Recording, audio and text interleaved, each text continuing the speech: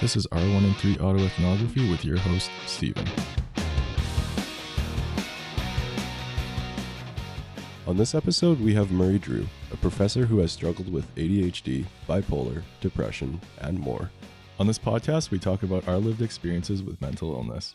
So before we get started, you gotta know that we are not medical professionals, and you should see your doctor if you're concerned about your mental well-being. What did you want to speak about today, Murray? Well, I'm interested in student mental health, and so I'd like to talk about some of my experiences with dealing with mental health issues, and maybe some of the things that, maybe some advice I can give to present students. Yeah, that'd be awesome. And what do you want to tell our audience about yourself? Okay, I'm a professor in the Department of Animal and Poultry Science here at the University of Saskatchewan. I've been a professor here since 2003, so quite a while. I have become in the last few years very interested in student mental health, so I give a number of talks every year on campus to different student groups.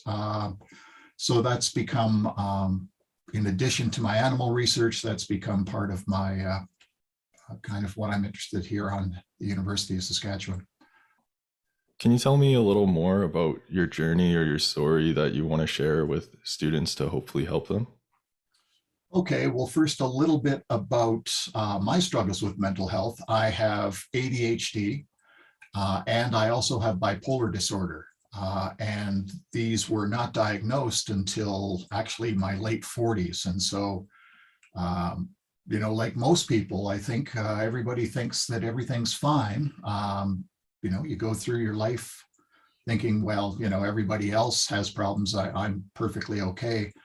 But, getting diagnosed with ADHD and bipolar, all of a sudden, it kind of put my whole life in perspective and made me think, aha, that's why this happened and that's why this happened. And yeah, so it's been an interesting journey. Where did this journey start, Murray? Well, when I tell this story, I usually talk about when I turned 15. I got I wasn't feeling that well, and so I ended up in the hospital, and everybody presumed it was something physical.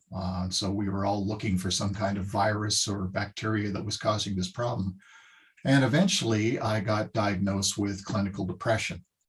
So here I am, 15 years old, and this is the 1960s, and nice families don't get mental illness, right? So I was diagnosed with it and given some drugs, but my family never talked about it after that. It was kind of swept under the rug. After that, the drugs they gave me, because I'm bipolar, made me really go back. And so for the next 6 months, I was on a real high. I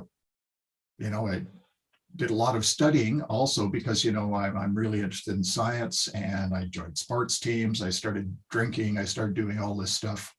That worked really well until I crashed and burned sometime later that summer. So, my experience with bipolar is it's kind of like I go through periods where things are great, and then I go through periods where things are not so great. And I'd love to revisit this point, but before we move forward, I wanted to ask, reflecting on it now, when you speak about your family putting it off as a physical illness, what did that feel like at the time to you? Well, I had no experience with it. And honestly, people talk about mental health now. Back then they didn't. This was something that just wasn't on the horizon at all.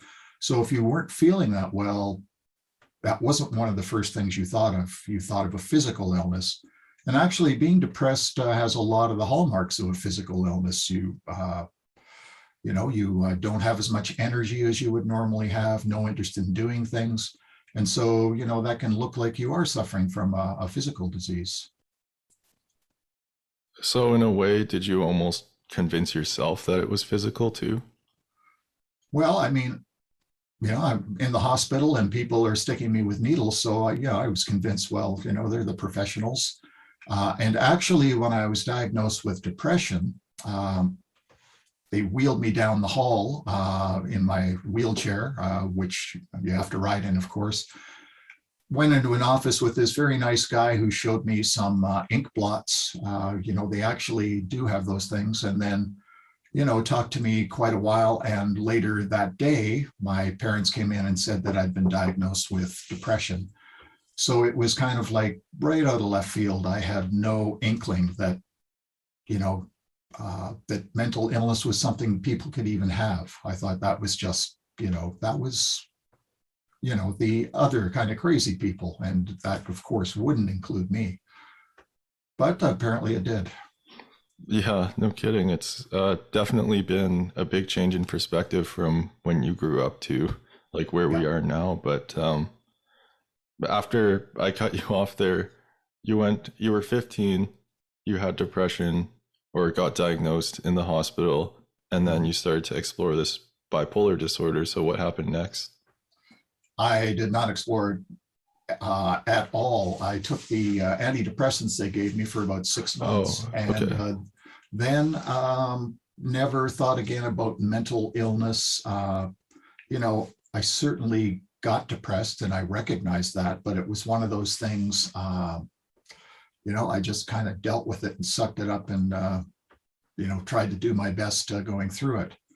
So as a student, as an undergrad, I'd have an incredible term where I did really well. And then usually the winter term, you'd start to feel depressed, and it was just a complete slog to drag yourself out of bed in the morning, actually go to class, and then to force yourself to study. Now, as I said, I also have ADHD. So, I think ADHD, of course, has some challenges. For me, it's kind of starting something. Once I get started, I'm okay. But the other thing is ADHD has this, it gives you this kind of superpower. I'm really interested in science. And so I find it really interested, or really easy to kind of like get bogged down into some kind of minute thing in science that I discover, and I will go after that. As a professor, that can be really great. As probably trying to get my job done, it affects it in other ways as well. So I tend to like maybe not do some things I'm not so interested in. Yeah, that's a really great way to think about it. If you don't mind, I kind of want to bring this conversation back to you initially getting diagnosed. It sounds like there was a lot of challenges, internal dialogue between you and yourself speaking about your feelings. So Murray, how did you, work yourself up to go to the doctor and be open, be vulnerable about this? Well, I certainly wasn't very open the first time. I remembered going to the doctor, and I certainly did not want to talk to them about this. And I think that's most people's, especially men's thing is that, no, I do not want to talk about this. We're supposed to keep everything inside, right? However, my doctor was very understanding. She prescribed an antidepressant for me, and it did make a big difference. But yeah, I was not very open about this whole thing until about 2015. So I'd been diagnosed for about 10 years. But one thing people don't realize is that sometimes drugs just stop working. So I got really depressed in 2015.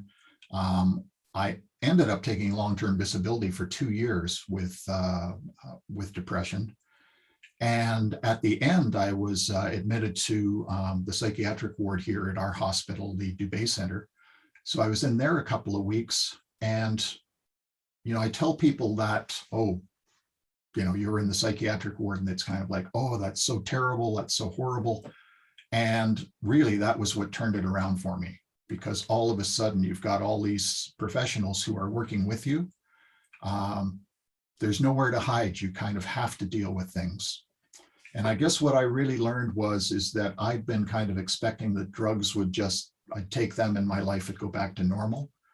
And I learned in there that that's not enough. You need to do a lot more work to make it go. So I started meditating. I started doing all the things, your mother tells you to do when you're young, kind of, eat right, sleep, go out and get some exercise. And I realized that those things are every bit as important as the drugs. Yeah, and certainly when you're depressed, it can be challenging to do some of these things. So Murray, how do you find that you navigate some of those challenges with depression and bipolar when, you it feels like you can't get out of bed? Well, I some days you can't. And, I tell students, well, you should do all these things. And it's really easy to say, but it's hard to do. I guess the thing is that if you can't do it one day, that doesn't mean that, all bets are off. You can still do it the next day. And I think the thing is not to beat yourself up if, maybe you don't succeed one day. It's the next day is a new day, and you have to keep working at it. Once you stop and say, no, I'm beat, you are beat. But it's like you got to give yourself a break. Sometimes you can't do it, but it's pick yourself up and do it the next day. And this is what people don't realize, how hard it is, because, I think really part of getting well is, you have to do it for yourself. And that's the biggest struggle. It's to, at a certain point, it's really up to you to get better. And that might take help from other people. It may take help from drugs, but at some point it's going to have to be your decision what you're going to do. Yeah, yeah, that makes sense. And if you don't mind me asking, I know this might be a little off topic, but I want to bring the conversation back to the psych ward. Can I ask, like, what happened that led you to getting admitted to the psych ward? Well, I was kind of feeling suicidal, and rather than jump off a bridge, I was close to the hospital anyway. I did the most difficult thing I've ever done, which was go to the emergency ward there, and I had to walk up and tell them why I was there, that I was feeling suicidal, and it was that was very difficult. But eventually, I got into the Dube Centre. You see psychiatric nurses every shift change. They sit down with you and talk to you for a while. Doctors, occupational therapists, so many different things to help you.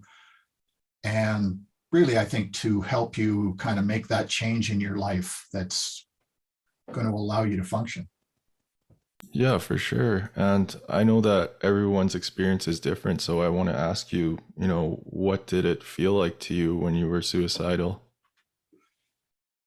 Oh boy, and this is probably, I think, for most people, the most difficult thing to talk about. And it is for me too. I guess after 2 years off, I kind of thought, well, this is it. I'm never going back. And, I like my job. I like teaching. And so it was kind of like, everything seemed hopeless. Didn't seem like there was anything in the future for me. And I think that's probably what I would say is that it just, my future, there was no future. So it was kind of like, well, if there isn't, then why hang around? And so I think part of getting well is to, create that future for yourself. Yeah, for sure. And I'm sorry if I'm overstepping anything because I understand that it is challenging to speak about it. Yeah, so in those 2 years of depression, like, I guess what was your outlook? How were you feeling? Like, was this, like a chronic nagging on your back, or was it something that just kind of popped up? I guess students go through a lot of stress as well, but professors go through even more stress. And although faculty don't talk about it, there's lots of mental illness in faculty because of the stress. For me, it was kind of like, just kind of like try and bull your way through the stress and all of the workload. And eventually it was just, I couldn't do it anymore. So, so for those 2 years off, depression is kind of a funny thing because it's got so many different facets. I think most people think that it's being sad, but it's also for me being irritable. So, losing your temper very easily, not being able to think very clearly. So, not being able to concentrate. That's always a big thing for me. But I know many people have different symptoms. Some people can't get out of bed. Some people just stop eating. It depends on the person. For me, it was just, it was that feeling of hopelessness. And I think that's what it really was that, yeah, I'll never be okay again. And of course, here I am. I am okay again. And so I certainly don't want anybody to get the idea that if you're suffering right now, you're either have anxiety or depression. That's right now. It doesn't have to be for the rest of your life. Yeah, that's a really nice point to make, Murray. It definitely sounds really challenging. And I want to ask, like, in those 2 years, reflecting on it now, how did that affect the people around you? And how did that affect, I don't know, your own worth? Well, all of our kids are, my wife and I, our kids are grown up and they're not in the house. So yeah, my poor wife had to kind of put up with me being home. She was really great. She's always been a great support. My friends were always great supports. They would make sure that they came to see me. So, that part of my life was good. At least I had human contact. And I think that's really important.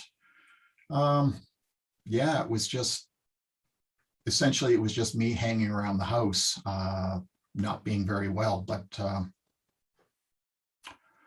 so that's kind of what was happening. I don't know if this is the right way to phrase it, but how did you find that you forgave yourself for this challenging time and forgave whatever was going on to get you to go to the psych ward? Boy, that's an interesting question and they always ask this, do you feel guilty for this? And I usually say no. And I think it's only because I know that forgiving yourself, I think, is the wrong way to look at this, because there's certain things I can do about it. But I mean, I have a disease. So it's kind of like, how do you forgive yourself if you have diabetes or cancer? I think there's lots of people who don't have bipolar disorder or ADHD. They go to university and the stress there you can become depressed, but I don't think you haven't got a disease like bipolar. So if you get ill, it's it's due to the circumstances around you. I don't know that you need to forgive yourself, because I don't see it as being weak.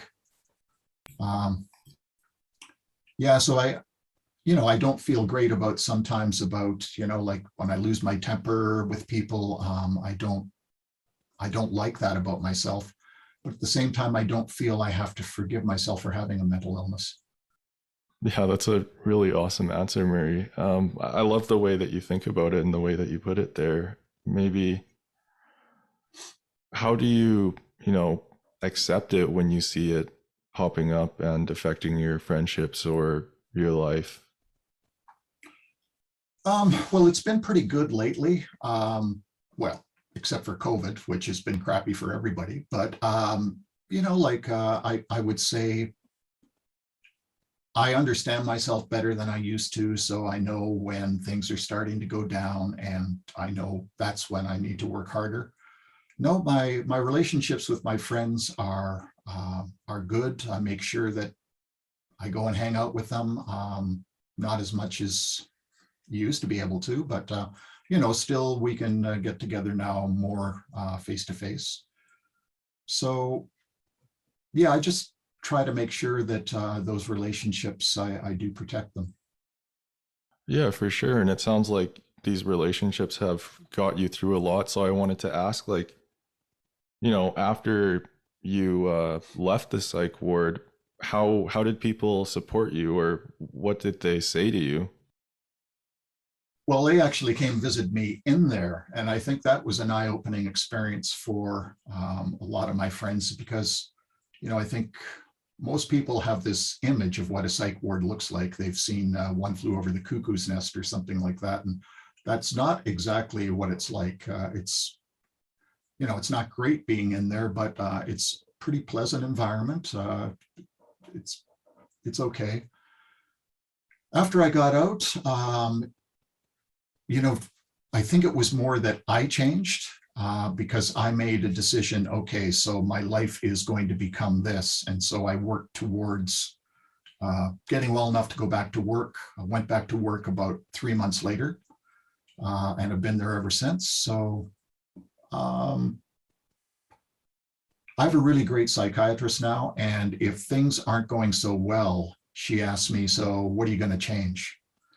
And I think that that's something maybe is good to ask yourself. If you're feeling anxious or depressed, it's kind of like, okay, so what am I going to change? We have in our power to change a lot of things in our life. And I think that, if you decide to go and try something new, that's whether it works or not, just the act of trying to, get better. I think that that's important. And, you're talking a lot about change and all this progress that you've done, but Maria, I want to get into like the fine details. So after you were out of the psych ward, if you can recall, like what were some of the first steps you took to getting better? Well, I mean, I started an exercise program. So I started running again. I've run through my entire life, but I started doing it more seriously again.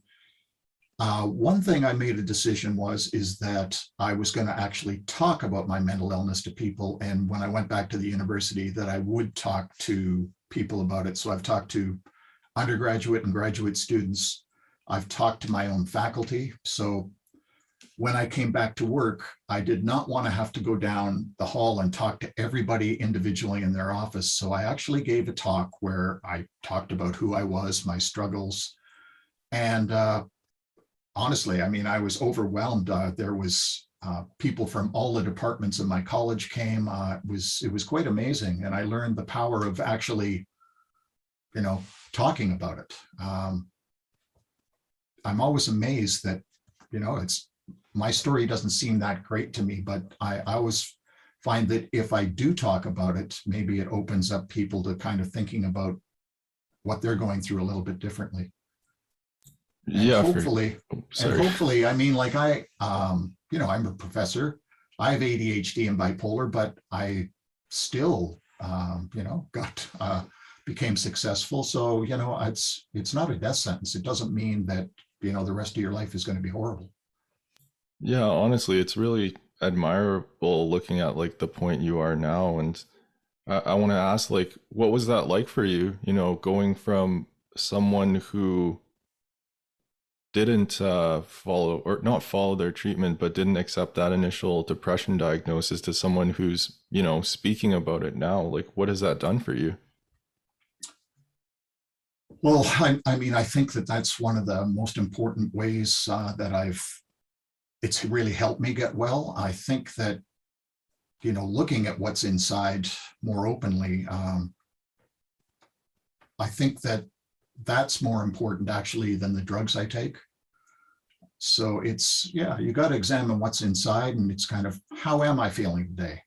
And you got to be honest with yourself every day. And I know when students start in September, the sun's shining, everything's great, particularly first year students. It's like, oh, it's university, things pretty good.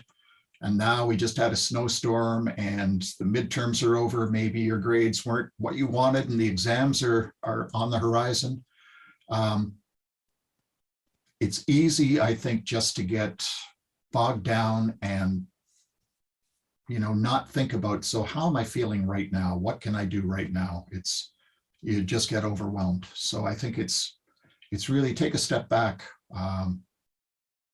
What are you going to try that's different? Even if it's just going for a walk outside, that can be a big change. Mm-hmm. I agree. Exercise is like very important, but Another You're in thing, kinesiology, so yeah, yeah, I understand the benefit of exercise, and you yeah. know, um, I know you wanted to talk about building resilience, so I think this is the perfect time to talk about it.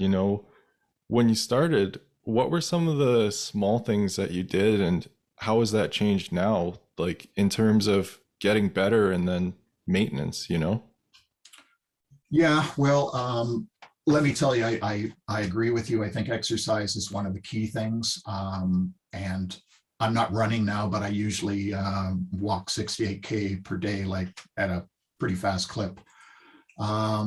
So I think exercise is a big thing. But for me, I think the change that I brought to my life was meditation. And, maybe that's not the change that everybody's going to make, but that was, I find that that's really good because it does allow me to kind of,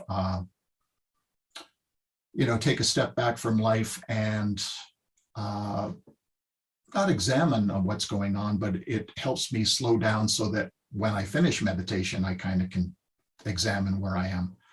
So that building resilience, it's developing habits that you can maintain long term.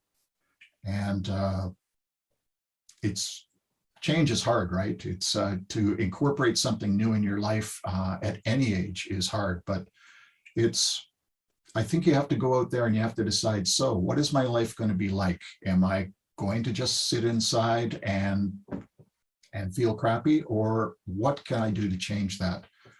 So it's finding those things and making them lifetime habits. Yeah, for sure. That's a great answer. So I know that a lot of people, including myself, tend to, when we think about getting better, we want to do it all at once. So how did you remedy that or avoid that, I guess? Uh, well, it's kind of funny. At the 2 weeks I was in the hospital, when I got out, I was much better. Um, how do you get better all at once? You don't get better all at once. You get better a day at a time, right? So I mean, you have to create your life every day. I mean, with COVID, I've had some struggles. We're all sitting at home alone. There are some months where it was just me and my wife and talking to people on Zoom, which is second best. Boy, it's you're right. There's no quick way to get better, but it's like even making a small change and working that change over a long period of time. That's what makes the difference to me. Hmm. And going out and going for a walk, that's fine, that's good. But make walking part of your life. Like just say, okay, it's time for my walk today. And how do you avoid feeling burnt out now or stress, overwhelmed from your job as a professor? I don't know. uh, you know, um, there's, of course, there's still stress, but stress can be good as well. I guess, as a professor, what stresses me out, you guys have to write exams. I have to actually mark them. And so I'm looking at several hundred exams to mark in the next few weeks. Um, it's just kind of like, I think, recognize that is a stress for you and, do some work around that. So before I'm going to go and mark everybody's exams, maybe I'll do some meditation and, get myself relaxed, get myself set up so it's not that stressful.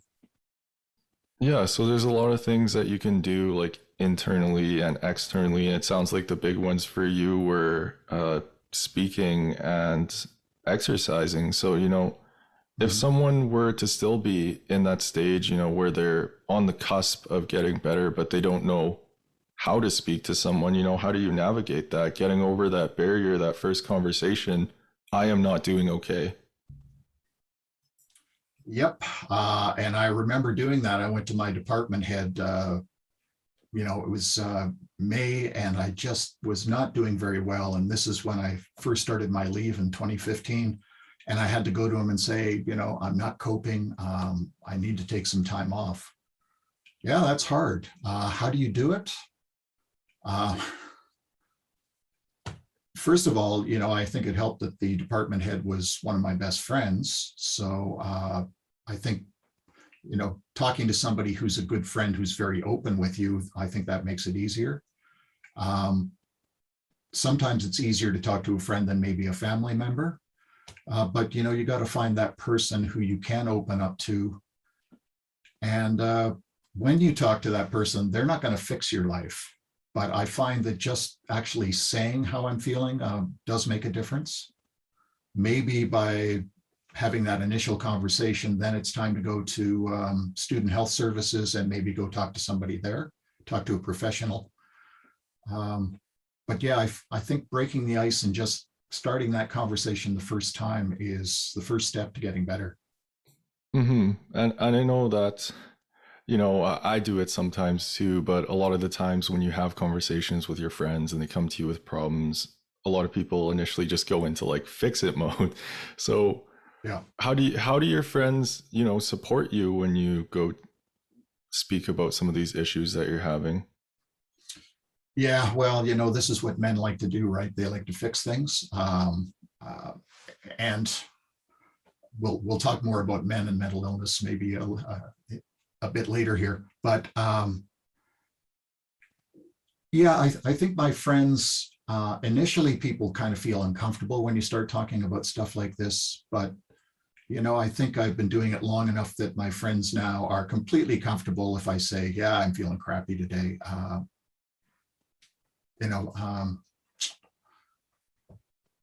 don't know. It's how do my friends feel? Each one of them is a bit different. I mean, some of them have their own mental health challenges. I have a friend who suffers from anxiety. I think by me becoming more open about it, maybe he's more open about it.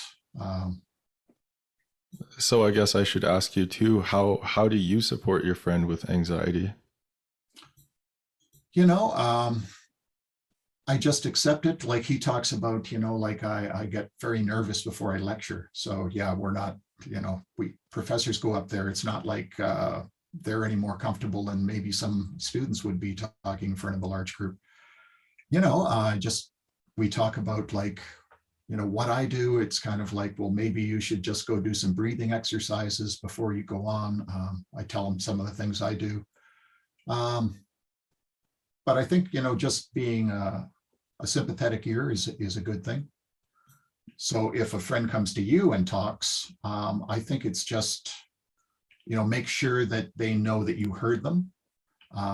You're not going to try and fix it, but, maybe you can help them, go find somebody who can help them, whether it's a doctor or a counselor at the student health center. Yeah, for sure. I love that you say that, like, don't try and fix it. That means so much to me because it just, like you would know what to do. And when someone tries to put that pressure on you, it can make you feel more guilty. But I wanted to ask, like, or I guess I wanted to state, like, a lot of people, including myself, feel like there's not an appropriate time or place to talk about some of the things that you're feeling. So how is it that you personally navigate that? Yeah, well, I'm at a point where I can talk about it very easily. How did I do it the first time? Well, and unfortunately I didn't until it was too late. But, I think to open up that conversation, yeah, it's kind of like you're admitting that a lot of people feel it's a weakness, but it's not. It's not a weakness at all. And I think that men in particular have trouble, expressing how they feel. You were talking about Alan Keller, who he put together a book, and it's called Mental Health with the emphasis on men. And it's all about the fact that men don't really try and deal with their mental addiction problems, those kinds of things. When I used to go and see Alan Keller give one of his talks, boy, it was all women in the audience. And I asked him, so is it always like this? And he says, yep, it's always like this. So men, how do you go out there and open up and tell somebody? it's hard, but I think it's worthwhile. And, I think it makes your friendships, I think it enriches your friendships because, you build even a closer bond. Yeah, So, that. yeah, Oh, sorry. Were you go saying ahead. something? Oh Yeah. no, I was gonna say like, um, I hate to tie in like the anxiety piece, but what do you think people are afraid of, when they be vulnerable? I, I don't know. And I guess saying that it's not real. It's something that we create in our own mind. It's kind of like, well, I can't tell anybody this. It's terrible. Um, but it's funny. It's so liberating the first time. If you can do it the first time, then all of a sudden, you've broken the dam. It's much easier. And so, like all of my friends and I, we have no trouble now talking about mental illness. It's just, it's not a big deal. It's like any other illness. Hmm. And why do you think it's so hard for us as men to be speaking about our mental health or mental illness? Well, I think a lot of it does come back to that whole thing about that men are strong and strong and silent, and they don't express their emotions. And I think that's getting better in society. But like growing up for me in the '60s, it was kind of like, no, men do not talk about their feelings. That's not on. So I think that's what it is. Like, little boys are kind of raised to do that, and then when we become men, we're not really able to open up. So, yeah, it's definitely something that's like taught and in culture and stuff. And how do you find that you can kind of, I don't know, unlearn some of this toxic masculinity? Yeah. Boy, I don't know. I guess first of all, you have to realize that it is toxic. And I think then you have to realize that opening up and showing what's inside does not make you weak. And in fact, I would argue that people who can do that are stronger. Um, it's really hard, and particularly because that's what society's put on us. And maybe our family expectations are that, that's not what men do. So it's hard. It's personal change. And as I said, that's always hard to do. And in relation to personal change, I I remember something that you were speaking about with Alan Keller was, this feeling of like losing everything, like losing your identity in those 2 years. So I don't know if some men letting go of masculinity is like that, how do you work through that? Thinking one way and then realizing it's toxic and then moving forward from that. For me, it was because of the crisis when I went into the hospital. That was, sometimes you have a crisis and that allows you to make a big change because you realize, okay, this isn't working. Um, I think with your generation, I think maybe it's a bit easier. I do have students after I give a talk come and talk to me, or like there'll be actually quite a discussion out in the student group. So I know that people feel more comfortable talking about mental illness, and uh, that's a good thing. But as I said, every person is different. I don't have any answers that would perhaps help anybody else, except to encourage you that opening up is a good thing. It's a positive thing, and if you asked anybody who's done it, they would say the same thing. Yeah, for sure. It definitely helps so much when you can get your story out there. And, it's helped me Yeah. to do that too. Um, I guess what is some of your take home advice that you would want to tell anybody? Well, first of all, uh, I think getting proper medical help to begin with was a good thing. And if you are having ongoing problems, I think it's always good to go talk to a doctor. And from there, your doctor can help you decide, do you need to go see a psychiatrist? Do you need to see a counselor? So I think that, that's a good thing to do as well. And then I think, keep your friends close. You have to, keep that circle of friends, and then, let them know how you're feeling. Try and be open. So, that's, as I said, it's kind of like the medicine, the pills you take will get you so far, but it's the rest of your life that will keep you healthy. Yeah, that's a great answer. And I know that this is like a little off topic now because I just asked that question, but there's a lot of like internal struggle with like, is what I'm going through like worthy of going to a doctor, So Mm. how do you like legitimize some of that, because I know that everyone experiences mental illness differently, and maybe not everyone has a mental illness, but for the people who do. Well, unfortunately, I can't show you my PowerPoint slide. That when I give the talk, I've got this great thing. It's a model, and we all have a susceptibility to getting depressed or anxious or whatever the mental illness is. Some of us are more resilient naturally. But if you stress anybody out enough, then maybe they'll get depressed or anxious. And of course, being an undergraduate student is a very stressful thing you've just put yourself into. So is it worthy?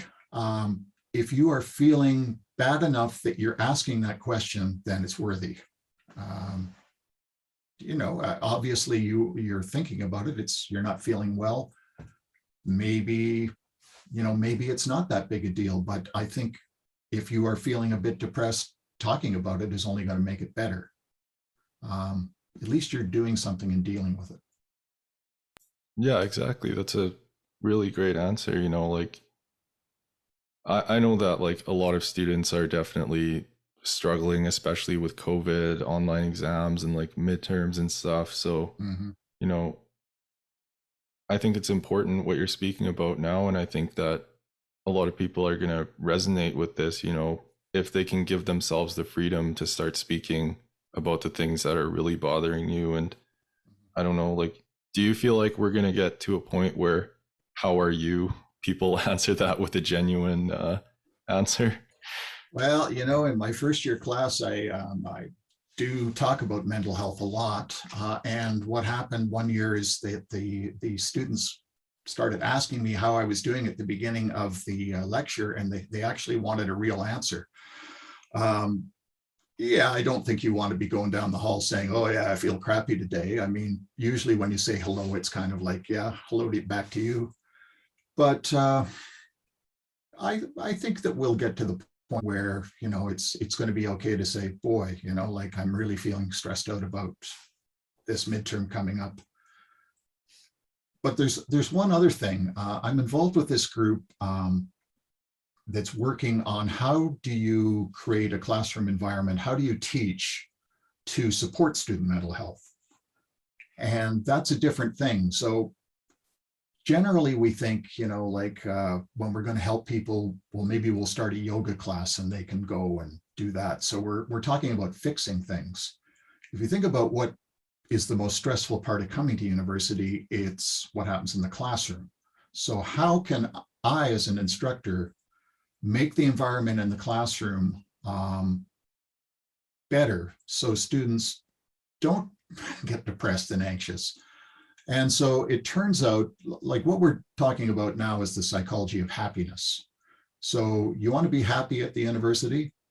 Well, we know what the main things are that will make you happy. And the first is to make personal connections with the people who are in your class, your profs.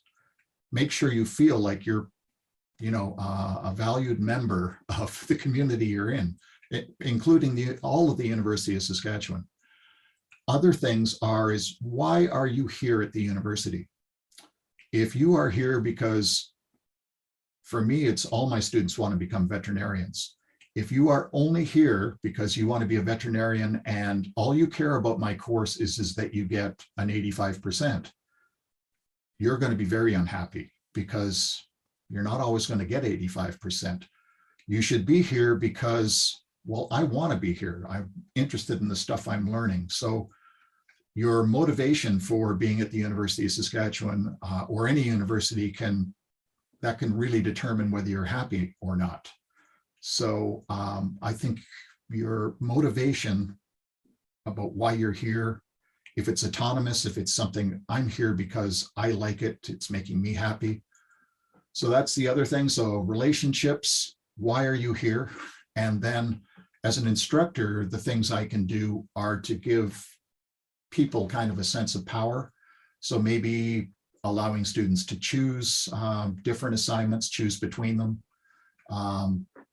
making sure they understand perfectly well how they can do well in my course. So I think a lot of people or a lot of profs don't understand when they give these assignments that it's kind of like they've been giving them for 20 years. And so it seems really transparent to them. But I know a lot of first-year students, it's kind of like, I don't know what the heck he wants here. So I always make sure that students know exactly what I'm looking for and how they can give it to me. So, that's the whole psychology of happiness. And rather than thinking about this as how do I get better, think about it as how do you stay well. And so that's kind of what I've been interested in. Teaching like this online has made it 1,000% harder. But when I'm live in the class, I mean, you can create this atmosphere in a class where you have a relationship with students have a relationship with each other. You can tell them why what you're teaching is important and why it matters to them. So there's lots of different things I think we could change at university to help students be more successful and be happier. Yeah, for sure. Sorry. When you're speaking about yourself in these Zoom meetings, I remember hearing a story. I think it was with Alan Keller, where you had the talk, and then one of the students said in the comments, "Should I be worried?" And that just made me think of that. But can you tell me a little bit more about some of the work you're doing now that is going to help students in the future, or maybe right now? Well, yeah, the group I'm with, we're just putting together kind of an interim report, but this has become a more research topic at universities is how do you create a learning environment that supports student mental health rather than destroys student mental health? So there's a lot of work going on. And as I said, I mean, we were starting to incorporate these things in the classroom. So we were doing research on how it was affecting students. With Zoom, though, I just don't feel you can make the same kind of connections. So in a normal situation, you might see students would be in my classroom, and if you might see them there at Tim Hortons having a coffee. If somebody doesn't understand what's happening in the class, they can ask somebody. If you're on Zoom and you're sitting in Victoria, BC, and you've never been on the University of Saskatchewan campus, if you feel like there's a question you want to ask another student, you can't because you don't know them. So that's what makes it difficult. I think you've lost that sense of community, especially for first-year students. Can you imagine having never been on campus? Oh no, I was in my second year when COVID started, and I already feel like I've missed out on so much, like building those connections and building relationships with faculty. And the university experience, I don't know if you're a first year and COVID just started and you're listening to this, the university experience is so much more than just like studying and books. It's building connections and being around people who are genuinely interested in the same topic. So a lot of that we have lost to COVID, and it's just unfortunate. But Yeah, and I've been trying to figure out how do you get it back. I think that the way we get it back is we all get back on the University of Saskatchewan campus, and we kind of get back to normal. I think one thing though that we've proved is that university campus with people on it is really, I think it's the only effective way to really learn. You can take online courses, but you still need to have some kind of human interaction. If you're just sitting in a room looking at a camera, that's not going to work. Yeah, I agree, but it looks like we're getting really close to time now, Murray. So, Okay. In summary here, I guess what are some of the main takeaways from this conversation that you would want to, restate or reiterate? Well, I think it's that, everybody is going to have some bad times when you come to the university. Maybe you didn't get the mark you wanted. Maybe you're having a lot of stress about something. It's kind of like give yourself permission to maybe fail, or maybe to feel crappy or be stressed. So give yourself permission to have that, but also give yourself permission to make a change. So what are you going to change to make this thing better? It's that to me is the key. It's okay, this is getting you down, then something else needs to change.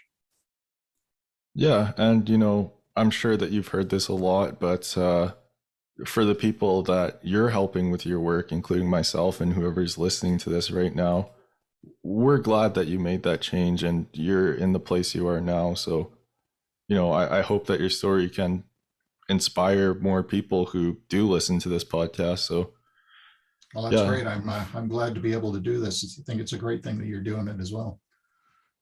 And it takes a lot of courage to not only speak about it, but speak about it on something that's going to be out there forever. So again, I'm really glad that we could meet today and talk about some of this. Mm-hmm. Yeah, it was great. All right, well, I'm going to stop recording now if you're okay with that. Do you have anything else that you want to say? No, that's good. Right. So hopefully you guys liked this episode. Make sure to check out our website in the description and subscribe on whatever platform you're on. You'll also find some resources and references we used for this episode in the description. And once again, we are not medical professionals, and you should see your doctor if you're concerned about your mental well-being. We'll see you next time.